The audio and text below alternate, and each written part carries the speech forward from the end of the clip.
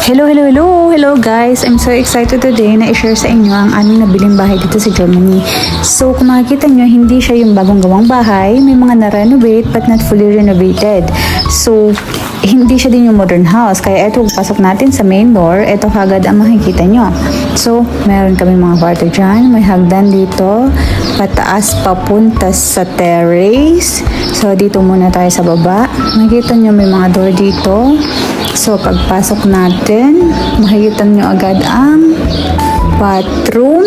So, ayan. Dito naman sa kanan, meron siyang kitchen. So, napakalawak niya. Meron na siyang, naka-install na yan. May fridge na dyan. May lutuan. May dishwasher. And everything. So, ayan guys, pinapaupahan namin tong apartment na to.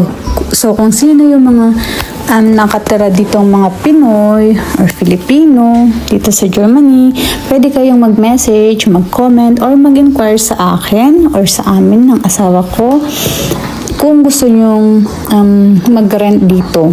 So, wala nang hirap-hirap kasi Pinoy naman. So, ito naman yung bathroom. Maganda siya. So, malinis. So, kung makikita nyo, renovated siya guys. Yung last na tumara dito, 3 years lang sila. Tapos pagtira dito ng 1 year, nirenovate nila itong bathroom na to. So maliit lang siya kasi nga for renting lang siya. For 1 to 2 person ang pwede dito guys. So ito naman yung kwarto na pwede nyo lagyan ng sofa or malaking bed, TV, ganyan. So ayun, punta na tayo sa taas. Doon naman makikita natin ang aming living room, ang ibang mga kwarto, nandun din ang aming garden. So, punta na tayo. Pagpasok natin ng pinto, ayan, meron pang pataas. So, kung makikita nyo, meron pang hagdan dyan sa kanan, no? So, dito muna tayo. So, dito, makikita natin ang bathroom. Meron siyang bathtub. May cabinet dyan, may heater, na kapag winter, bubuksan lang yan. Tapos, sarap na ng ligo mo.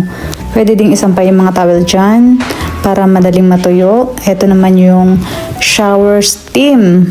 Kita nyo, ayan. So, ang sarap maligo pagka ganyan. So, dito naman guys, sa kabilang side, dito yung isang room, ayan. So, etong room na to guys, okay na siya, hindi na kailangan piturahan. Kasi yung kabila, di ba, may color pink, may color white.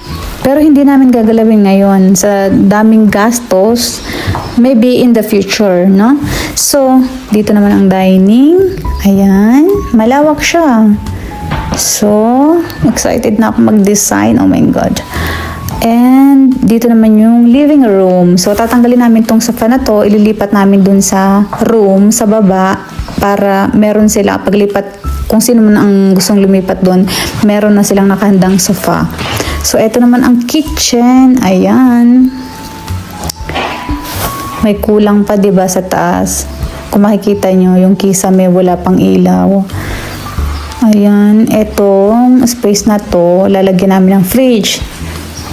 Ayan siya.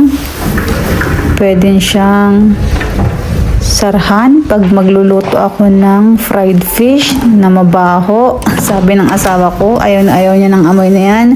So, kaya kailangan sarado pag magluluto ng tuyo or daing.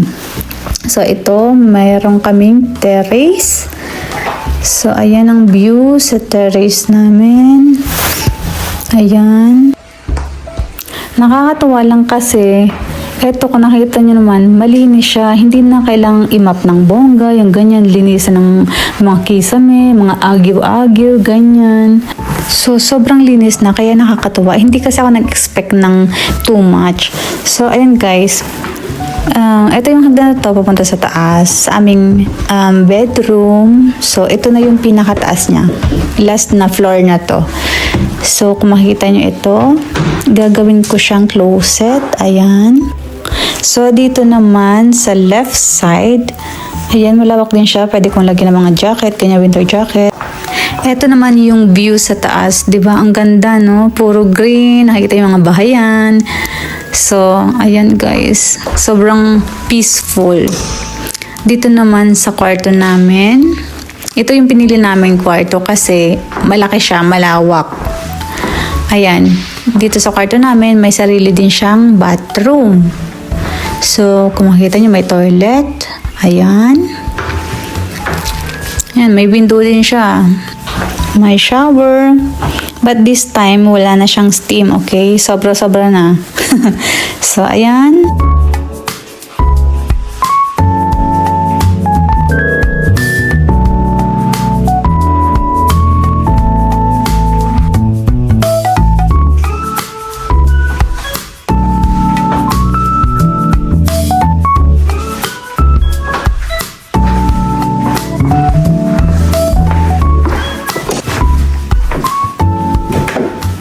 So, baba na tayo.